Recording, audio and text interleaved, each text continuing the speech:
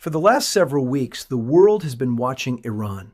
Every headline, every satellite image, every naval movement in the Persian Gulf has pulled global attention toward one central question. How far is this crisis going to go? But tonight, a far bigger story may be unfolding, one that almost nobody is talking about. Because while the cameras stayed focused on Iran, something else began happening behind the scenes, something quieter, something strategic, something that may reshape the balance of power not only in the Middle East, but across the entire global economy. Over the last 48 hours, unusual American military activity has been reported near critical energy routes surrounding the Gulf region. Additional reconnaissance flights, carrier support movements, logistics aircraft, advanced surveillance platforms, fuel transports, communications relays, none of it officially labeled an escalation, none of it officially called an operation. But when you study the pattern, when you connect the naval deployments, intelligence traffic, diplomatic statements, and energy market reactions, one picture begins to emerge. This may not be about Iran alone, this may be about China. And if that sounds dramatic, stay with me. Because what I found after analyzing regional defense reports, shipping data, open source intelligence, satellite movement patterns, and energy market reactions paints a picture far bigger than a simple regional crisis. What if Washington is not preparing for war, but demonstrating control? What if the real message isn't being sent to Tehran, but to Beijing? And what if China's entire Middle East strategy is suddenly facing its biggest test in decades? That's exactly what we're breaking down today. And trust me, by the end of this report, you may see the entire Iran crisis very differently. So if you follow global defense, military intelligence, and geopolitical power shifts, make sure you're subscribed, because what's happening right now may become one of the defining strategic stories of this year. Let's begin. To understand what may be happening right now, you have to go back several years.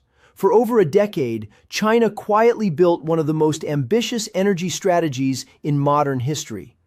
While the world focused on trade wars, technology competition, and Taiwan, Beijing was building something far less visible, but potentially far more important: energy corridors, shipping partnerships, port investments, oil infrastructure. And at the center of it all, Iran. Iran wasn't just another partner for Beijing. It was one of the foundations of China's westward energy strategy. While Western sanctions isolated Tehran from much of the global financial system, China saw opportunity: discounted oil, strategic access, infrastructure influence, long-term leverage. By building economic ties with Iran, Beijing wasn't simply buying oil.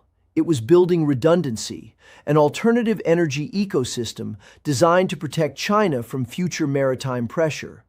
And for years, it worked. Tankers moved, oil flowed, shadow shipping networks expanded, intermediary routes emerged, new logistics channels quietly formed across the region. But now, that system may be under pressure like never before. Because over the last several weeks, something changed.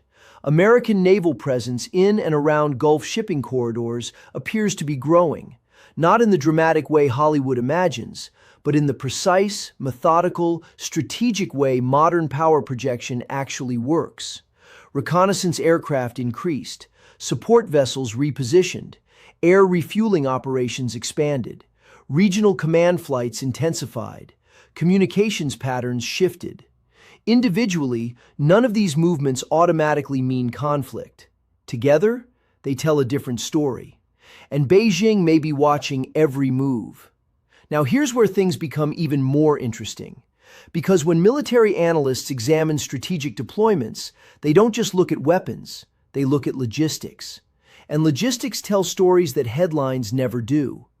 When support aircraft begin moving before combat assets, it often signals preparation. When surveillance assets appear before public statements, it often signals anticipation. And when carrier support groups begin repositioning near strategic energy corridors, it often signals messaging. Not necessarily war, but messaging. And right now, that message may be simple. the United States can still control the world's most important maritime choke points. And if you're sitting in Beijing tonight, that message matters. Because despite China's economic rise, one vulnerability has haunted Chinese strategic planners for over 2 decades: energy dependency. China consumes enormous amounts of imported energy. Oil fuels its industry, transport systems, manufacturing networks, exports, logistics infrastructure, and strategic reserves. And much of that energy still passes through routes that can be influenced by American naval power. That reality has always worried Beijing. But now, with tensions rising around Iran, that vulnerability may suddenly feel much more real. And the markets may already be reacting. Shipping insurance premiums in parts of the Gulf region have reportedly begun adjusting. Energy traders are closely monitoring tanker routes. Freight analysts are watching rerouting patterns. Commodity desks are evaluating exposure. And while public panic hasn't arrived, private concern may already be spreading. Because if maritime routes become uncertain, oil doesn't need to stop flowing for damage to begin. Sometimes the fear alone changes everything. Insurance rises, shipping slows, contracts get rewritten, factories reevaluate margins, supply chains absorb pressure, and suddenly, a military deployment thousands of miles away starts impacting assembly lines on the other side of the world, including China. Now let's talk about the scenario Beijing fears most. Not missiles, not sanctions, not speeches, choke points. The lesson of modern power isn't always direct conflict. Sometimes the strongest weapon is access. Access to energy, access to shipping, access to insurance, access to movement. And if Washington is demonstrating that it can still dominate key maritime corridors near Iran, then the message extends far beyond the Middle East. It reaches all the way to East Asia. It reaches Taiwan. It reaches the South China Sea. It reaches the Malacca Strait. And it reaches the heart of China's economic planning. Because if one corridor becomes unstable, others suddenly become more important and more vulnerable. Now imagine you're Xi Jinping. You spent years building alternative energy partnerships. You invested billions in infrastructure. You expanded port access. You built strategic redundancy. You developed overland routes. You increased reserve capacity. You diversified suppliers. And yet, one regional crisis still creates global pressure. That's not just an economic problem. That's a strategic warning. And that may be exactly what Washington wants Beijing to see. Not through speeches, not through threats, but through visible capability. And then came another development. Regional diplomatic channels suddenly became more active.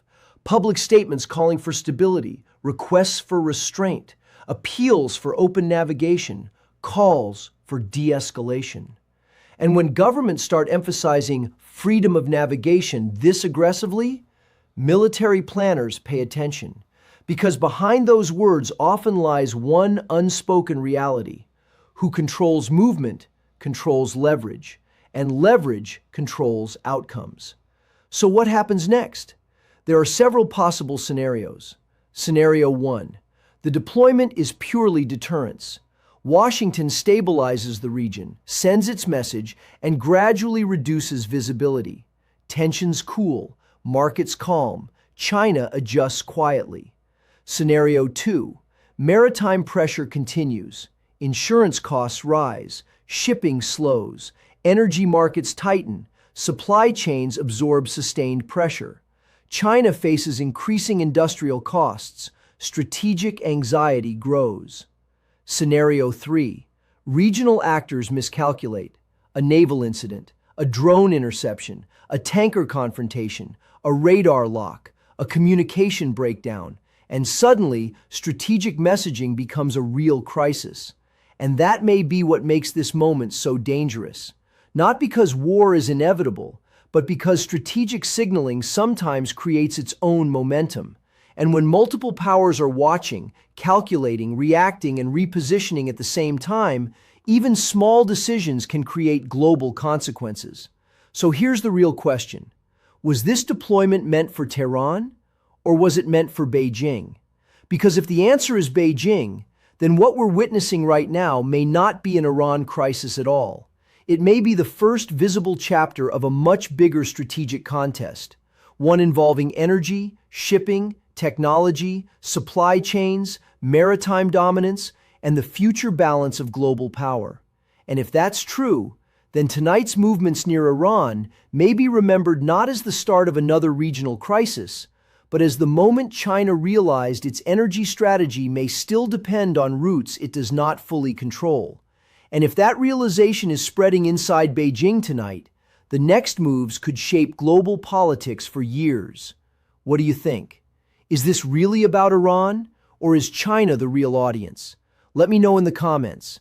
And if you want daily breakdowns of global military intelligence, geopolitical strategy, and the stories most media outlets miss, subscribe, turn on notifications, and I'll see you in the next report.